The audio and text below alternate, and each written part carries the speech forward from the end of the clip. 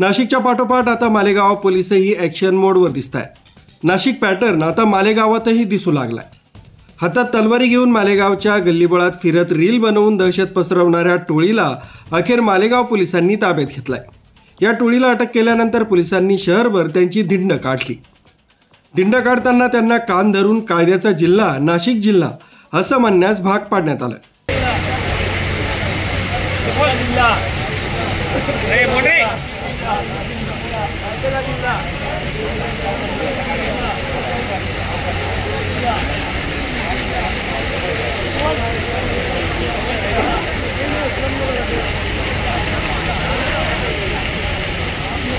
सध्या संपूर्ण नाशिक जिल्ह्यात नाशिक जिल्हा कायद्याचा बालेकिल्ला हे स्लोगन जोरदार व्हायरल होत आहे। या स्लोगन अंतर्गत पोलिसांनी धडाकेबाज कारवाया सुरू केल्या असून नाशिक नंतर मालेगाव पोलिसांनी शहरात कायदा तसंच सुव्यवस्था राखण्यासाठी मोहीम हाती घेतली। या कडक कारवाईचं मालेगावकरांनी स्वागत केलंय। यामुळे नागरिकांमध्येही समाधानाचं वातावरण आहे।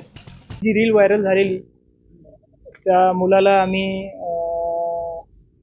समज दिली आहे आणि तो आता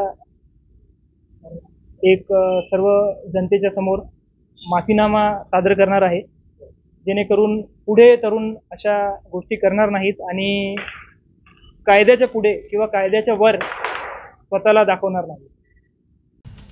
तसंच अशा कारवायांत सातत्य ठेवण्याची मागणीही नागरिकांकडून होत आहे। न्यूज ब्युरो, कसमध्ये अपडेट, मालेगाव।